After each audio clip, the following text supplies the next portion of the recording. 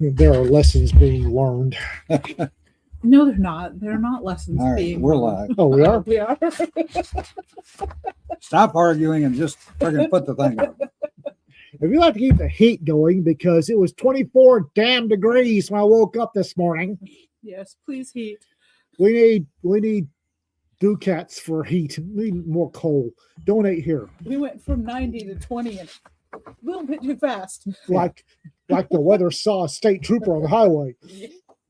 Slammed on the damn brakes. If you like coffee, and this morning I did, Yeah. which is Bless you. Feel better now. We need coffee. We need heat. So he stops doing that. Yeah. King Harv's Imperial Coffees for all your sneezy needs. www.kingharv.com. Coffee prevents sneezing. Little known fact. For all of your sassy t-shirt needs, Among the Leaves Tees. tinyurl.com/Among the Leaves Tees. Friend of ours. Please let them know you heard about it from us. I wonder if he has long sleeve tees and hoodies. No kidding. Well, I just ordered a custom hoodie for Sanford. I designed a graphic for him, so he'll now have a warning label. Curmudgeon approach with caution. this could be appropriate. They do not touch. Or do not pet. What do they put on the dogs? Do not pet. Do not pet. Yeah, it's chilly, to put it mildly. So much for a hot, dry winter. You know, kidding.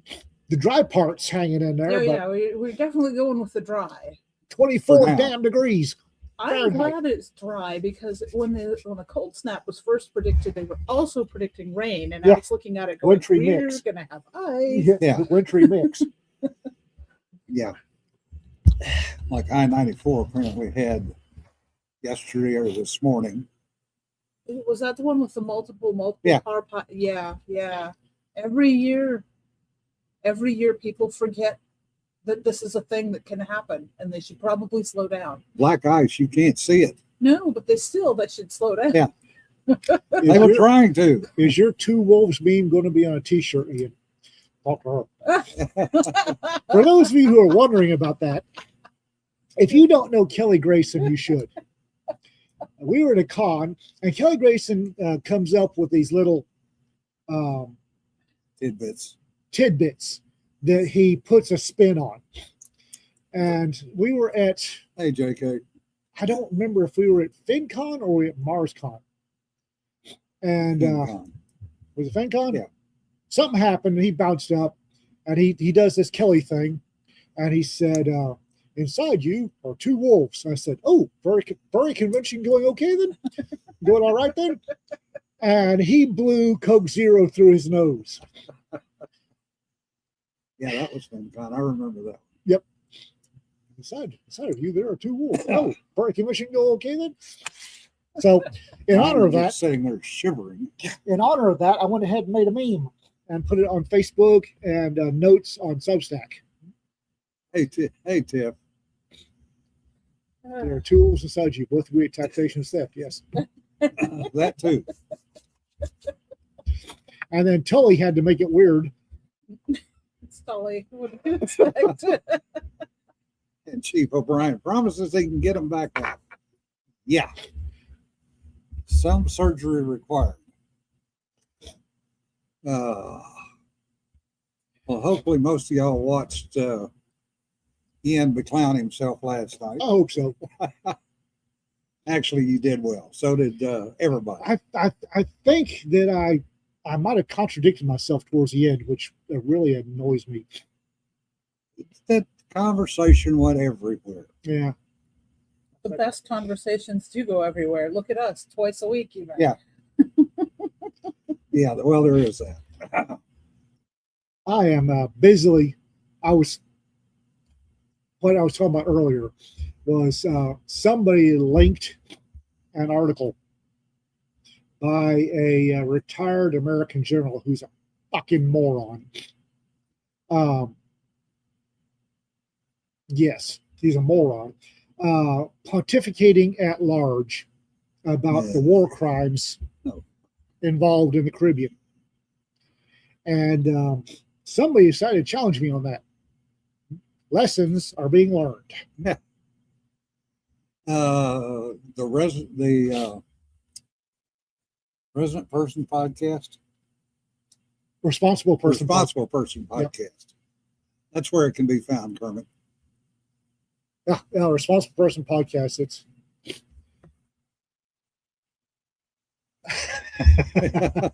yeah, Brennan's involved. I'm trying not to get ranty since it's on somebody else's Facebook page, but yeah, the general that wrote this screed has a long history of moron comments.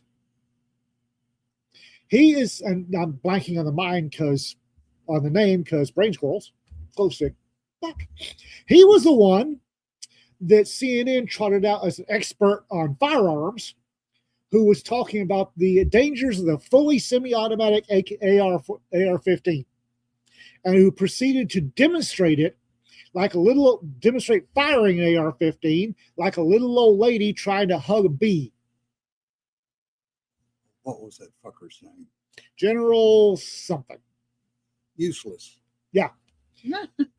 How bad the fully semi-automatic AR-15 is. So now he's decided to tread off in my area of expertise, which he probably shouldn't have. Well, what I think is even funnier is the meltdown occurring in Minnesota right now. Which one? Waltz, and now Ellison is being drug into it over the Somalis. Oh, yeah.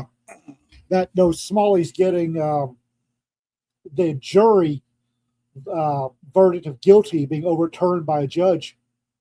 Oh, not only that, but the $1 billion they've stolen and sent to El Shabaab. Yeah. Which is a terrorist designated organization in Somalia. Yeah. And not friends of ours. Yeah. And now people are paying attention to Halava. Pay attention to Halava. The money exchanges. Oh, Halawa. Because Hawala. Yeah. They didn't have to use Hawala. They use the American banking industry, just send it over there. No, they actually use Hawala. Hawala. Hawala. I know that word. Yeah. In which case they can get the money back just by jumping feet first onto the Hawala dealers in Minnesota. Because you got to have a Hawala dealer in Minnesota. Well, what they're looking at is now the evidence is pointing that Ellison knew about it and participated. Oh no! And that Waltz knew about it and didn't participate. He was stupid. But refused to say anything because he didn't want to upset the constituents. Double stupid. Yeah. So it's blowing up and then some. What is that idiot general's name? I've been typing up screeds about him and now I can't. Well, go look. No, I'm not going to. The issue, folks, is it's not whether I think that the missile strikes on alleged drug boats in the Caribbean is yes, Kermit, justified. Quite honestly, I'm morally iffy. I'm not comfortable with our missile strikes on drug boats in the Caribbean. Hertling, that's the moron. Yeah. But calling it a war crime is stupid. One, it's not a war crime. Does it violate, because these are terrorist designated persons, stick a pin in that, it will come back to that. Terrorist designated persons acting as an insurgency, non-uniformed, not officially organized. They, under the laws of warfare, they're in a special they're in a bucket all their own. They're a special designation. What does apply would be the United Nations Convention on Laws of the Sea, or UNCLOS. UNCLOS, missiling those guys was a very clear and open violation of Blackwater law in UNCLOS. The issue being, we never ratified the United Nations Convention of Laws of the Sea. Yep. We didn't ratify it. We're not a signatory. It doesn't apply. What does apply, since we're not part of UNCLOS, is what's called Admiralty law. Admiralty law is full of a whole bunch of fun stuff. One of these fun stuff, and I forgot the Latin. Hang on, I'll get you the Latin. One of these concepts, give me just a second, because I'm spooling up for a good one here. Admiralty law pirates.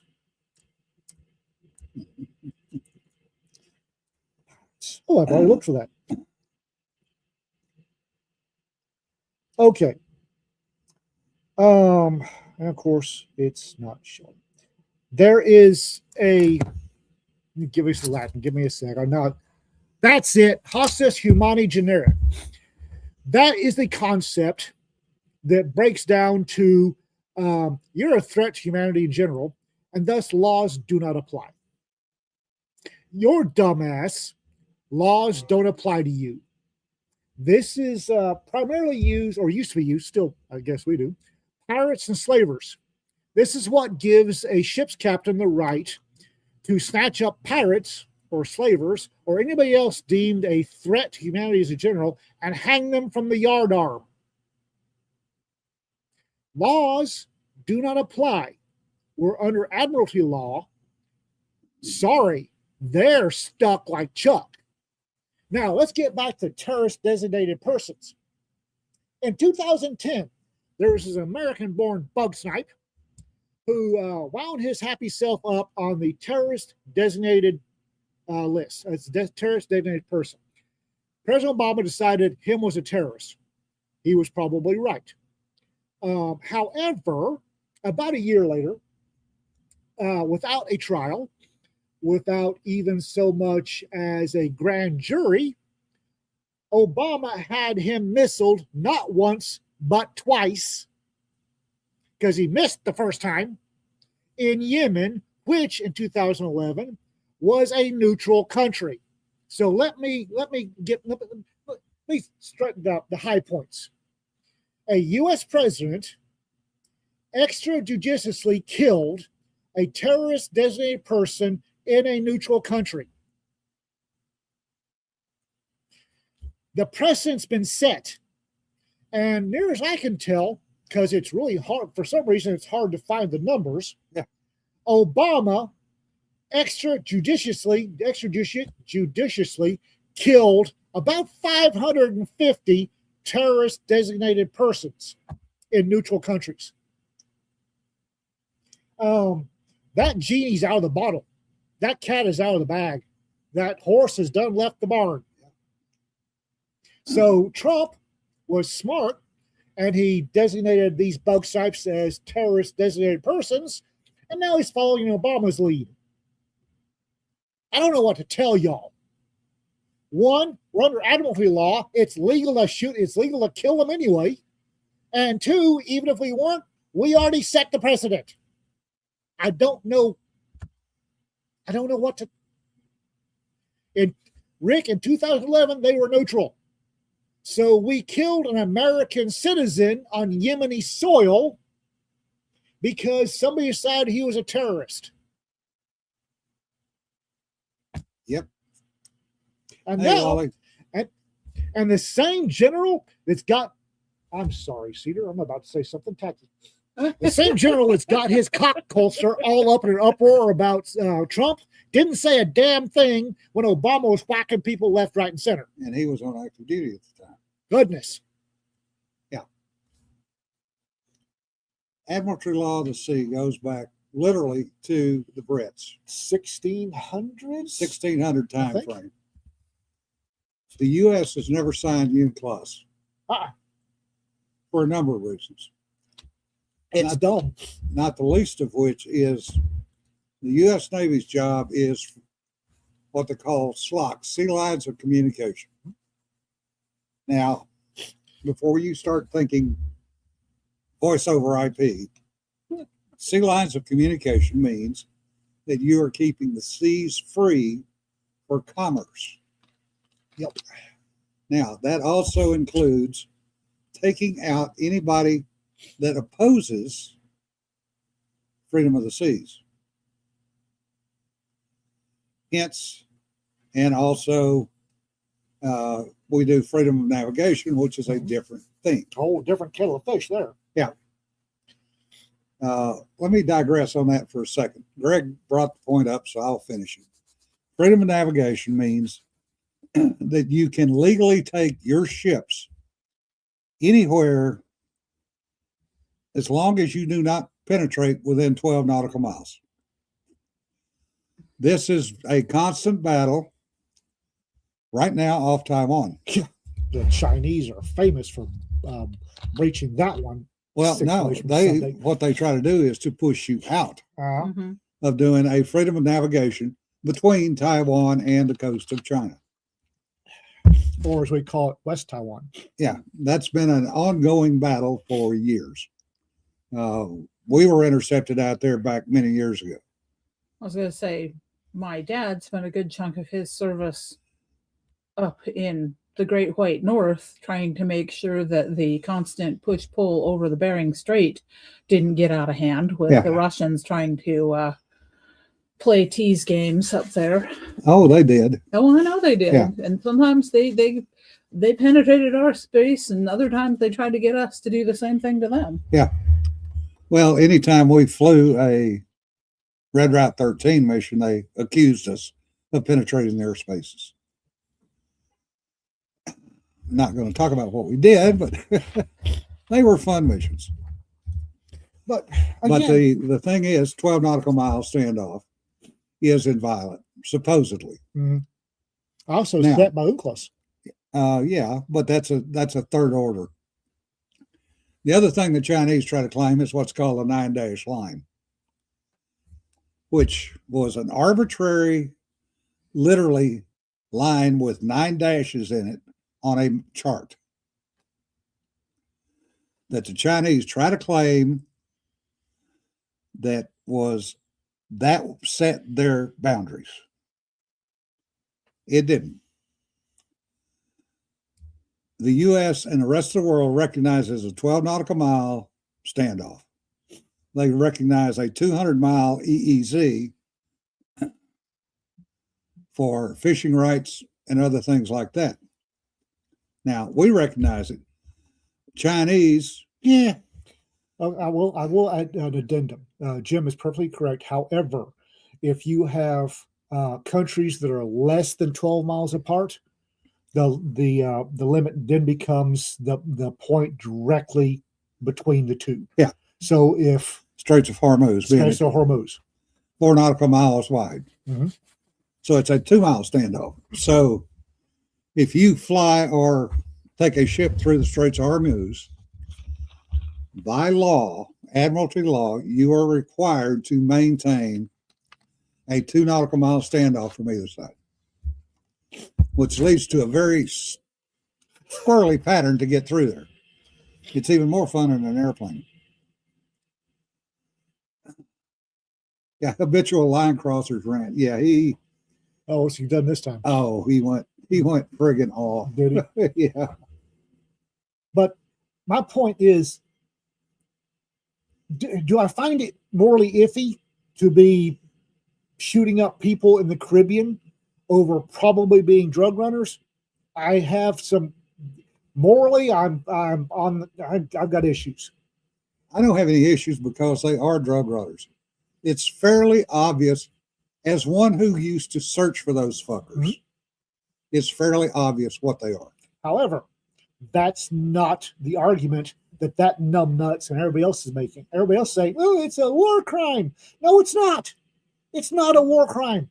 The laws of land warfare do not apply those bug snipes. Yeah. UNCLOS does, and we never signed on UNCLOS. So Admiralty law applies, and terroristic persons. The laws don't apply. No law applies to those guys. They are outlaws in the classic sense of the word. And sorry for your bad luck. Let me tell you, they did. Non-drug runners don't run 6 outboards on open boats in the ocean. 1, they can't afford it. 2, that's just friggin' nuts. The only thing they're doing with those is running drugs. The blue barrels are quite the indicator, along with the wrapped packages that can be seen on the boats. They're not going out and randomly striking boats. No. We have the visualization capacity to look at those guys as nose hairs. Oh, yeah. So, Well, we have a good enough VID that we can tell what they're doing. Yes. yes. That guy hadn't shaved. Not going into the rest of the story. I was using hyperbole for a reason. But these Also, because usually with nose hairs, you're looking up from underneath. Yeah. So, and that's the thing of it, is they're all this idiot general. I've already forgotten his name. Houtling, something like Hartling. that. Houtling. Hartley. Mark Hartley. Fuck nuggets. Not Mark Hartley. Mark Hartley's a good guy. Wrote this idiot opinion piece that everybody's citing because he's a general. Hartling. Hartling. The thing, he's a general. Big whoop.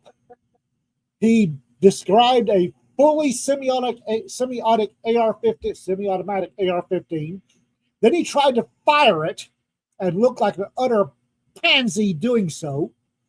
He is on record as to speaking as to the sharpness of President Biden's mental acuity, and he thought Kamala Harris was a great choice for president. Guy's a moron. Yeah. Guns in the hands of a crew is also a pretty good tale. Yes. Although I still think the best one was the Coastie that jumped on the semi-submersible, went over and pounded on the hatch with his fist. Hatch, yeah. Nothing black was pull over. Yeah. Yeah, Rick. That's why I never discuss ground pounder shit, because I don't know anything about it. I'll be the first one to admit I don't know it. Not my area of expertise. Maritime, yeah, I know that. Don't get in an argument with me about law. If I don't know, I won't comment. If I start commenting, I already know. Yeah. Some dumbass on Facebook's discovering that today. Oh yeah, Coast Guard has done that multiple times. But the first video that got, I think they're drawing straws as to who gets to jump next. Quite honestly, that's fun. My turn. Coasties are a different breed. No kidding. There is a reason that the Coast Guard provides LE debt, law enforcement debts, to Navy ships, because a Navy ship cannot pull over a drug runner. Yes. However, a Coast Guard LE debt on a Navy ship can pull over a drug runner. Yep. Let's not forget that every coastie over a certain rank is federal law enforcement. People forget that. E3 and above. Is it E3 enough? Yeah. I don't know. I just know that coasties above a certain rank are all federal law enforcement. People tend to forget that. Yep. And their trigger pullers and knuckle draggers are some of the best. In addition to their SAR people. Mm-hmm. And the simple fact that I've more than once when I was in Galveston watched the Coast Guard going out into whether the Navy was coming in from. Yeah. Yeah, the perspective from the other side of the house is also interesting. Having spent time up in Alaska and flying up there, yeah, it's a different world. It is. There's a reason Coastie's motto is they have to go out, they don't have to come back. It's actually in one of something called a Little Blue Book, whatever the hell that is, actually says it's your responsibility to go out. Doesn't say anything about coming back, which is kind of metal, actually. Yeah, they're a little screwy. And I say they're knuckle draggers, Bortac, and I forget what the hell the Coast Guard version is called. The Border Patrol TAC teams and the Coast Guard TAC teams are second to none. they're scary good. They're right up there with other tier 2 and some tier 1 units. Yeah, I can imagine, Brennan.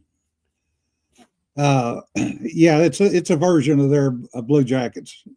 It's their version of the Blue Jackets manual.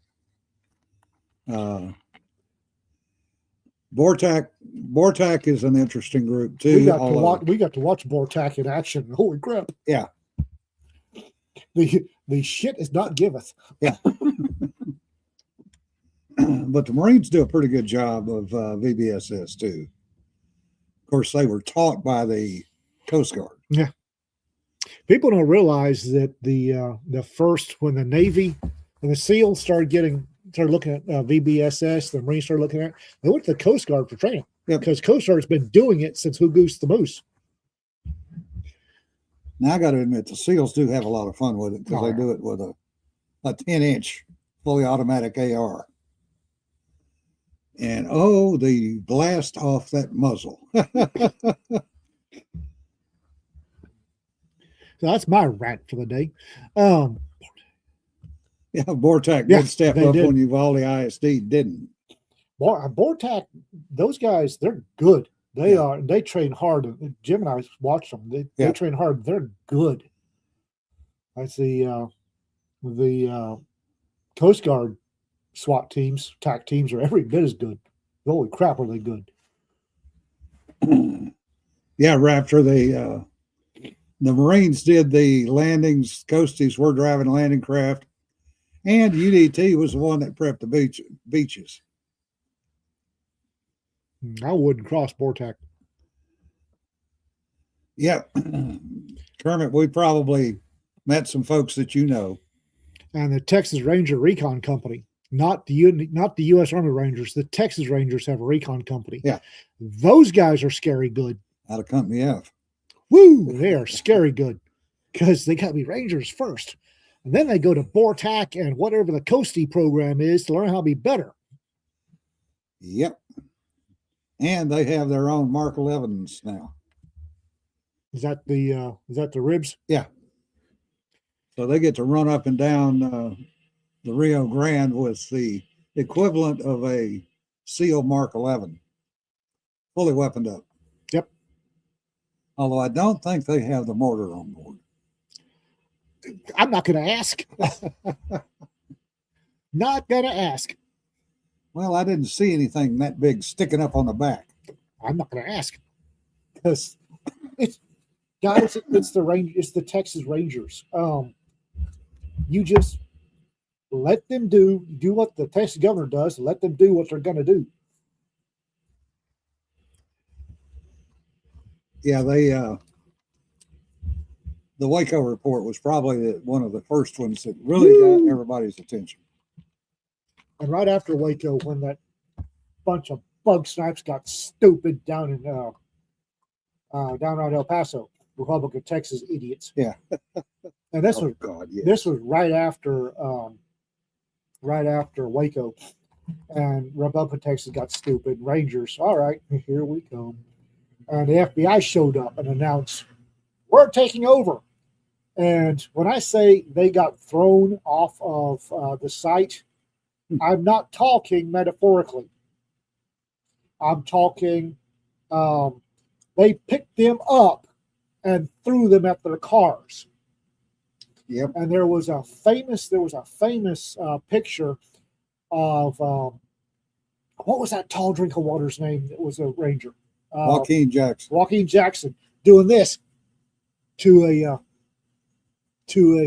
FBI agent, and the FBI went, "Oh, can we just watch?"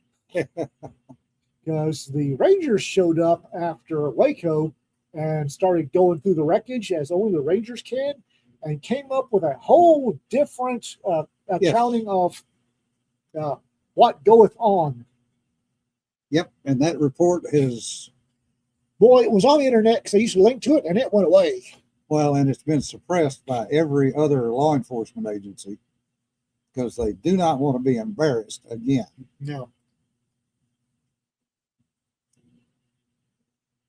It's been funny watching the pop culture shift because the last few years when I was working from home and watching all the YouTube things.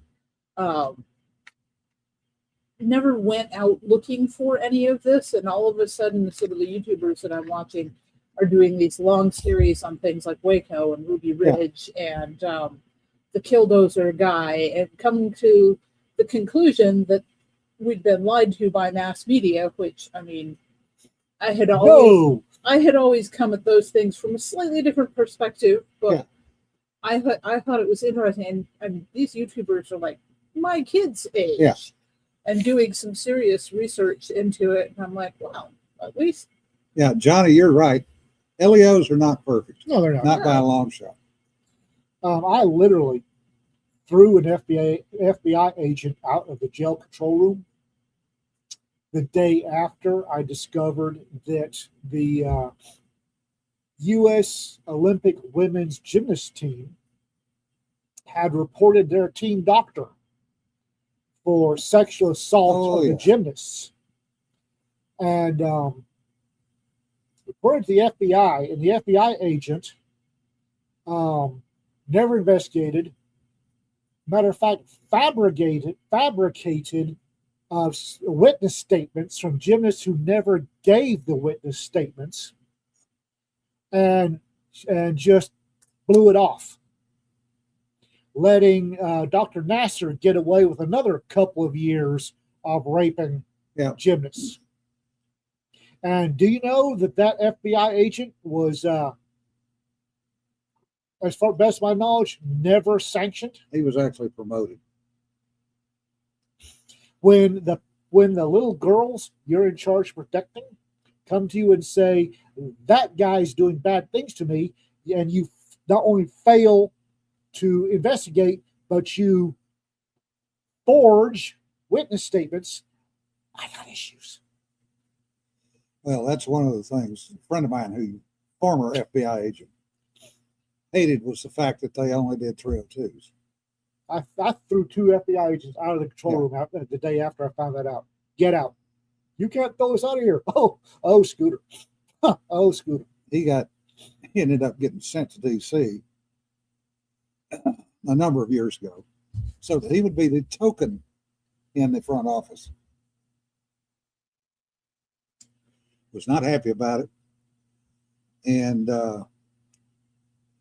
was never happy about doing 302s, which, if you're not familiar with the term 302, that's what the FBI uses instead of statements. Yep. Is they write a 302 memorandum. They never record. They write it after talking to the suspect or subject or suspect. And there are no notes that come out of any interviews. All I get is the 302. Yep. Yeah, the contracted SROs for Buffalo Public Schools. That's another one. Mm. Not only should he have been charged accessory, he should have been charged for forgery. Tom, I'm not sure. He may be gone now. It's been a while. Him is much like trying to find out if Lon Horiuchi is still part of the friggin' FBI. Yeah. Yeah, Rick, pretty much. Don was actually told to dumb down his 302s because he was college educated and had not only an accounting degree, but also had a criminal justice degree. And he made the comment one time that he'd been accused of, quote unquote, writing above his station. Goodness. Yeah.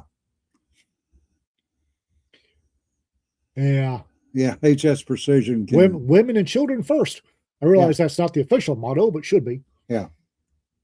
For those of you who don't get that joke, Lon Horiuchi accepted some unconstitutional rules of engagement. Yeah. During the Ruby Ridge standoff. Said rules being, if you see any of these adult males, you may shoot at them. Period. So he was taking a shot at an unarmed Randy Weaver. It was Randy, the other one. taking a shot as he ran, as he'd already been shot and he was running for the cabin.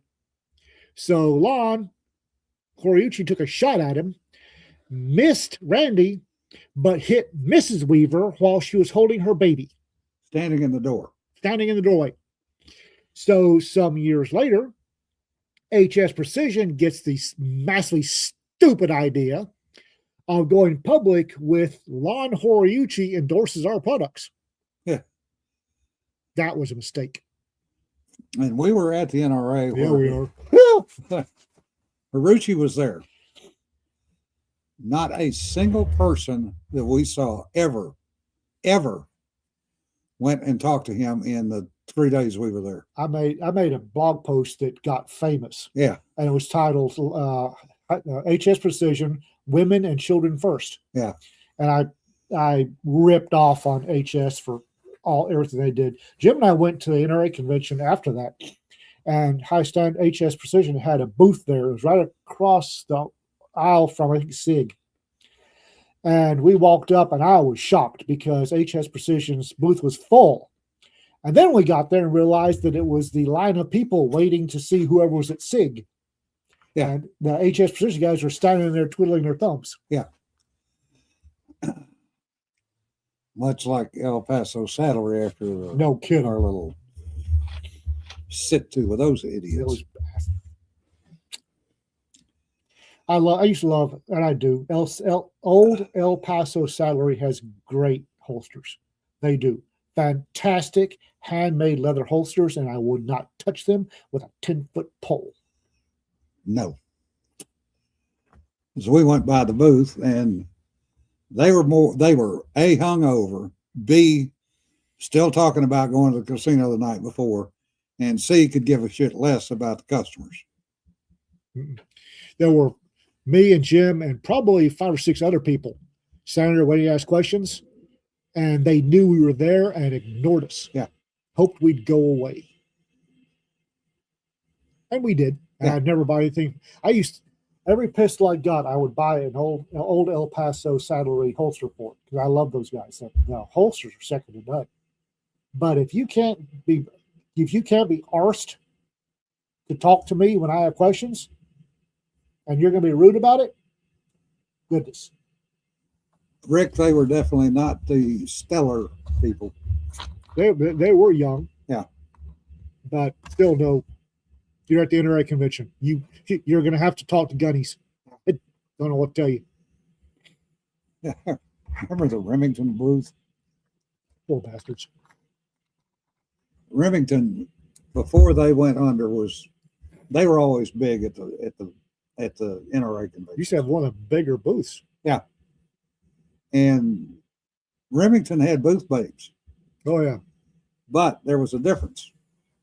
Their booth babes actually knew what they were talking about. The booth babes knew more about the stuff than the sales people did. Which Yeah. I'd personally rather talk to booth babes because Yeah. they would.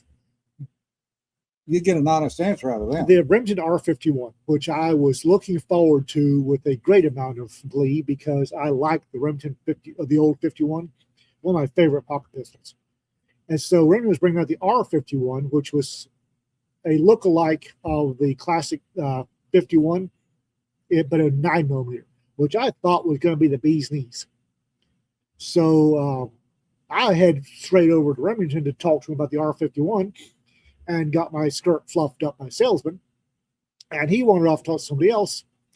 And this set of non-OEM bolt-ons appeared right here.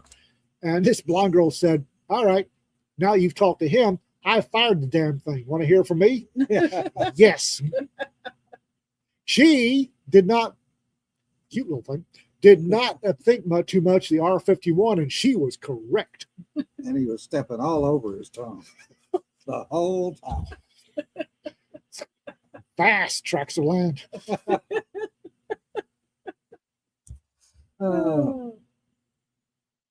There are reasons certain things get used in marketing a Yeah. lot. Yeah. And when you have a sharp brain to go on top of those, Oh, yeah. it's a killer combination. Oh, yeah. And granted, there was a lot of really good plastic surgery there, Yeah. but it was also a really sharp brain on top of it. So she started telling me the issues, and I started listening. Every one of the girls at Remington. Oh yeah. Honest to God, most of the booth babes at NRA were pretty smart girls. And I'm sorry, but that's the audience. Yeah. Oh, her IQ and most of the others was definitely triple her bra size. Yeah. No, I got a pretty good idea of her bra size, and triple that is not a possible IQ. Huge, not fast. Oh, Good God. fun times. And there was when we tore the Mustang 2 apart. Yeah. Colt, on the other hand, brought program managers rather than salespeople to the show. On the 320, has everybody seen the latest video to come out? It's glorious. It's a private security on a gate somewhere.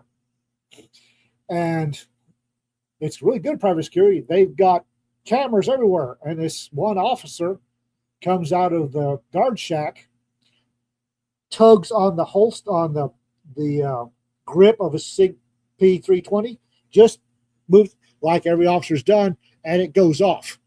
Now, it's in the holster with the holster locked. There's no way to get to the trigger. He just readjusted it by grabbing the grip and pulling up, and it went off. Yeah.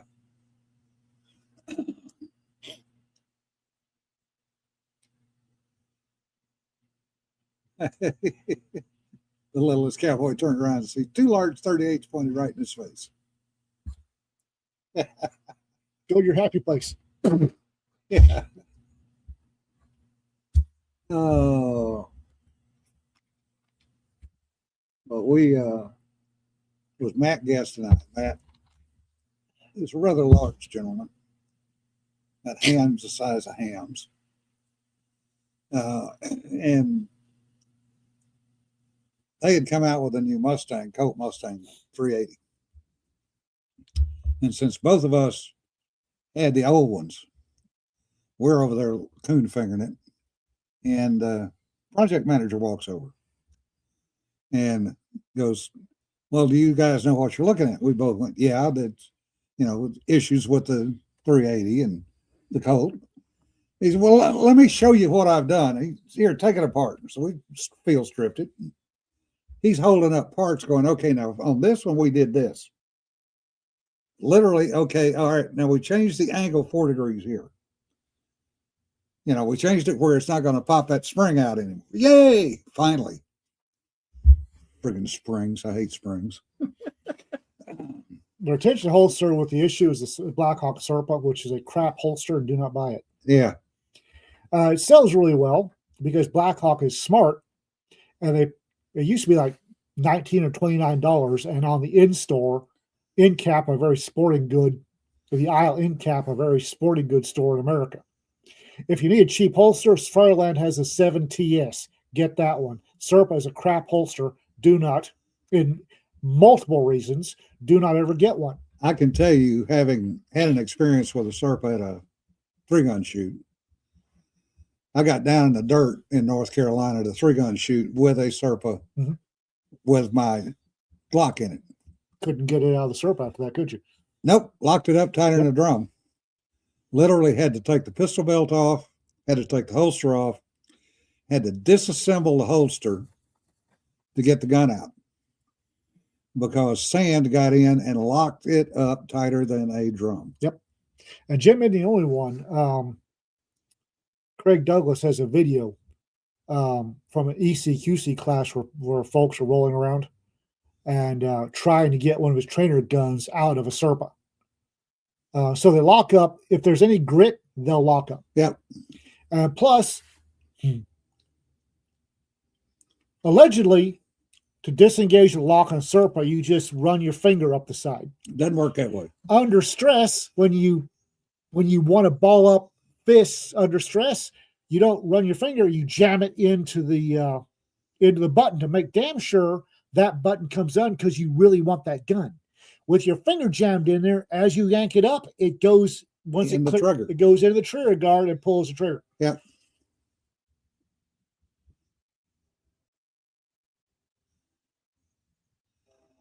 No, I don't. I hate springs on guns for a reason. Springs? Because I have shot them son of a bitches all over the place and never found them again. Springs are a wear item. If Yeah.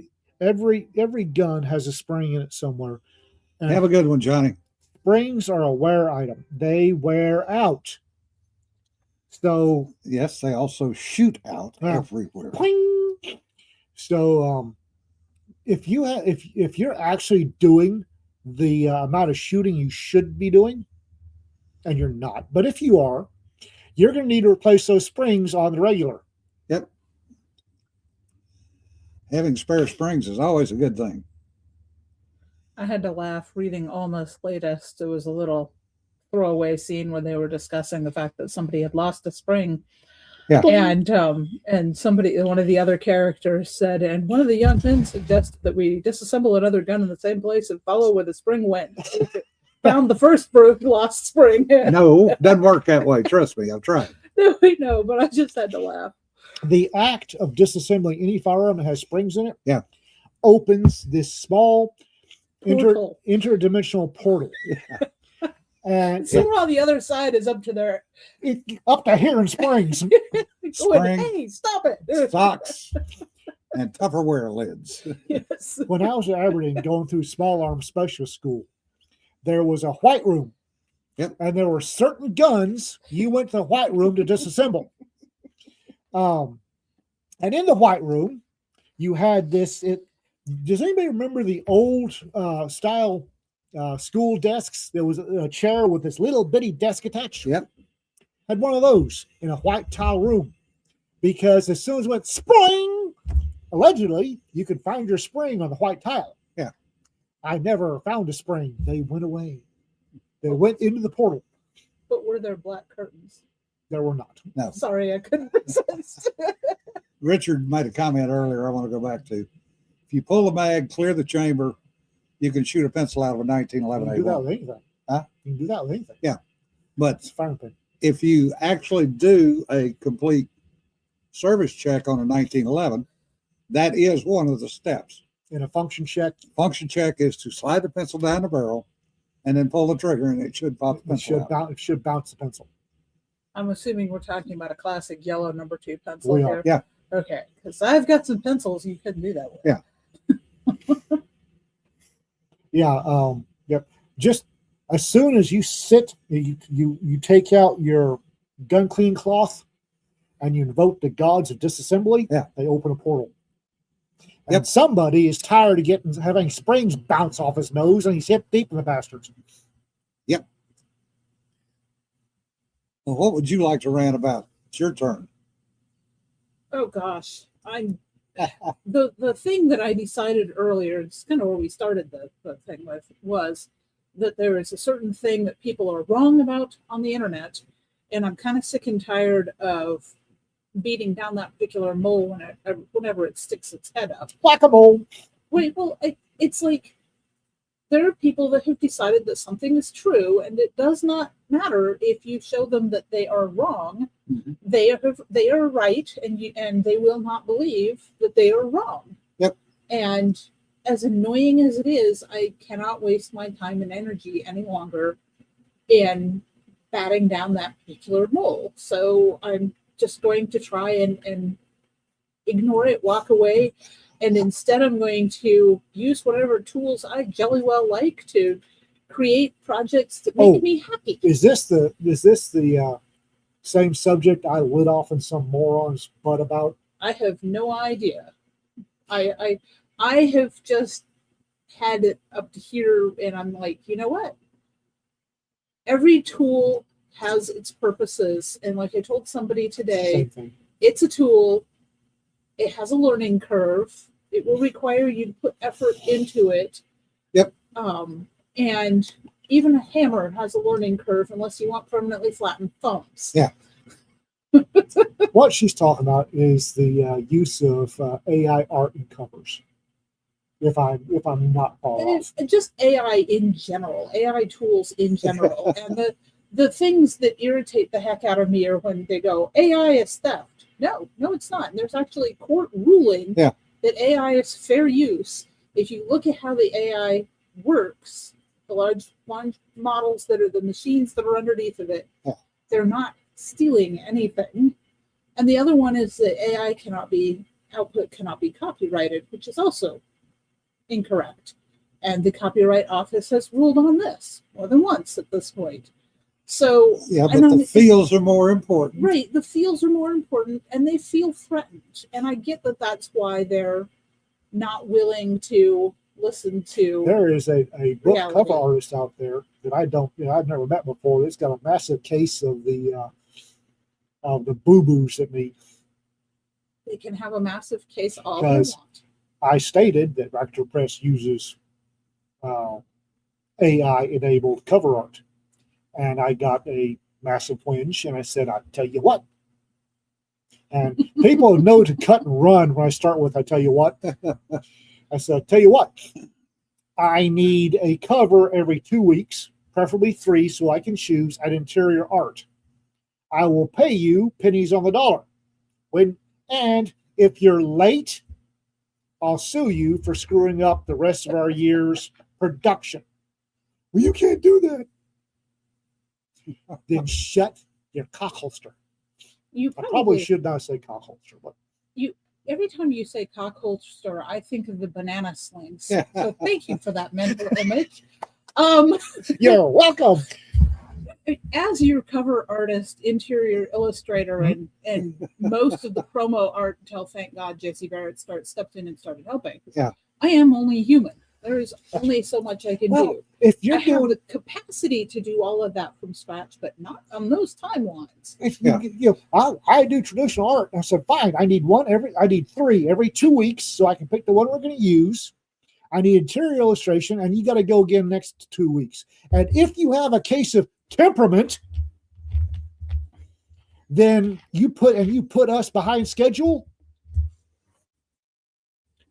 Somebody's going to pay my authors.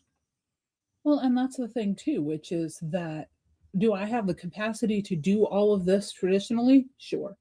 Do I want to? Oh, hell For no. 2 years? No, you don't. Yeah. No, I don't want to. I mean, it's a matter of, because I was doing book cover design before AI came along. Yeah.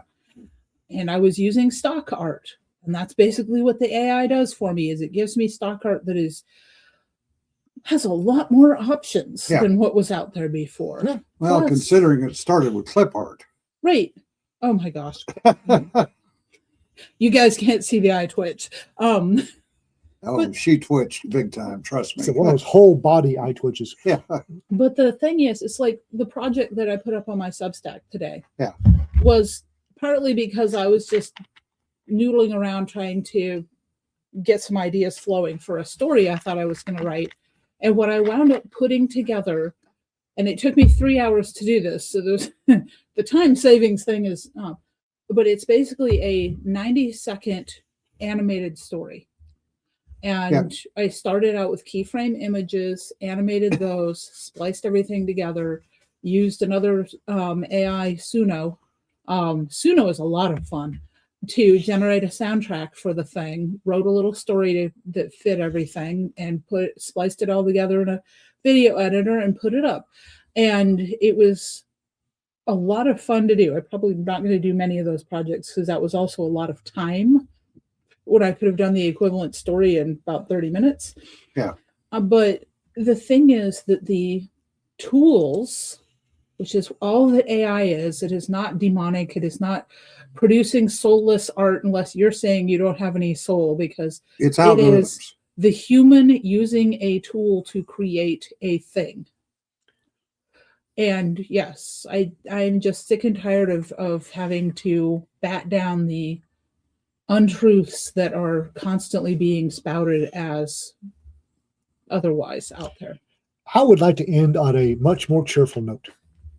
Today, I have learned that my cyberpunk dystopia is coming true. I have discovered that California's inability or indifference to enforcing their own damn laws has okay. So apparently in California there are these companies, and I say companies, there are more than one, that specialize in removing your squatters. So if you've got, apparently this is endemic in California, if you have people move in that they're tenants that are not paying, if you have people move in, California throws up roadblocks to you getting them out. So apparently, seeing a need, these companies have popped up that will throw them out for you. And one of them, God bless his pointy little head, his promotion is him in a tree in a black suit and a katana. Okay. I love living in the future. Okay. Okay, before we leave, Jim, how's your writing going? It's going. Okay, you don't have any new releases though. Nope. Nope. Okay, no, you don't. But Raconteur Press has. I'm gonna Raconteur Press. I will ask Cedar. You'll note I didn't even ask him that. Raconteur Press has the latest Sword and Sorcery anthology, as I lisp here. Sorry, Barbarians, Thud, Blunder, Blood, Daggers, and Dark Powers is now out for your reading pleasure. The paperback should be available tomorrow, as of the last update that I have on that. We'll probably have a conversation about this another time, but Amazon did a thing, and that threw us for a loop. So we were a little off schedule on that. Not my fault as the illustrator, but anyhow. Amazon's being derpy. Tomorrow, yeah.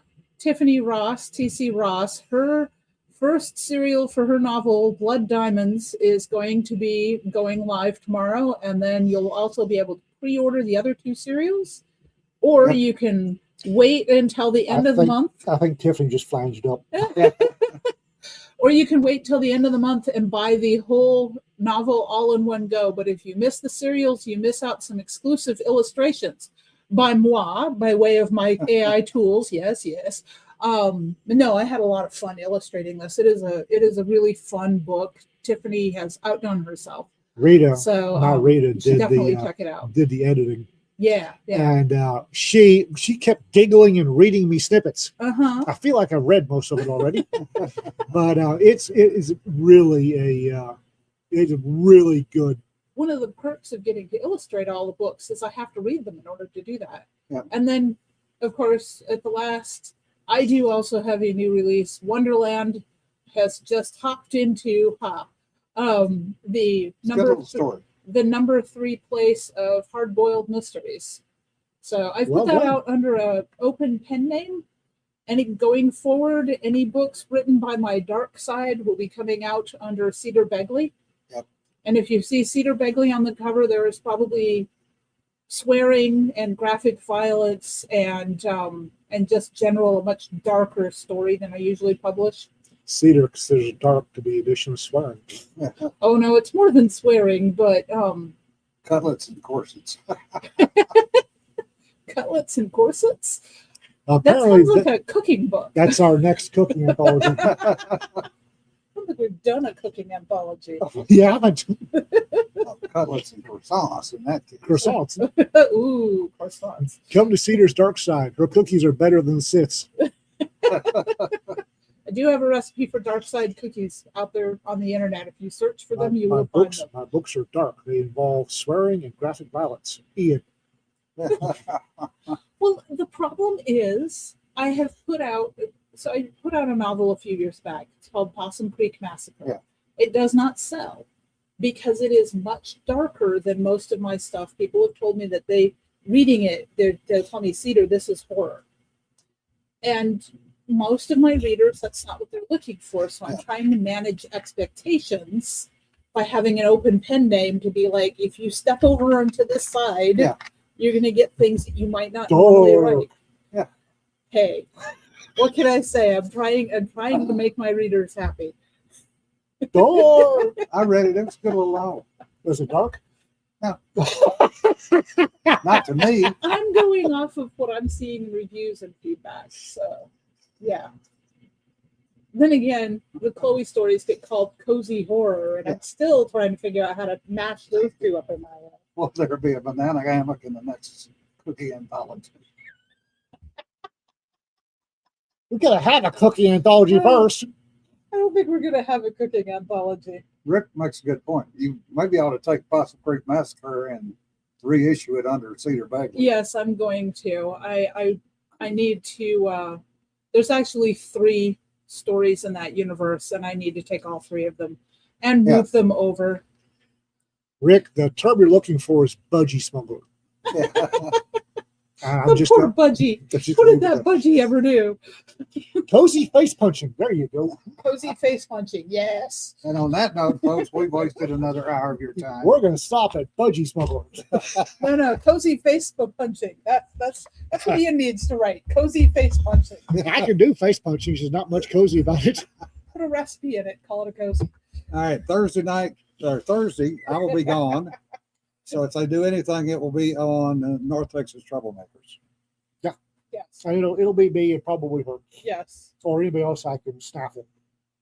So y'all enjoy. Remember, don't sweat the petty stuff. Don't pet the sweaty And stuff. stay warm, guys. Yeah, try to stay warm.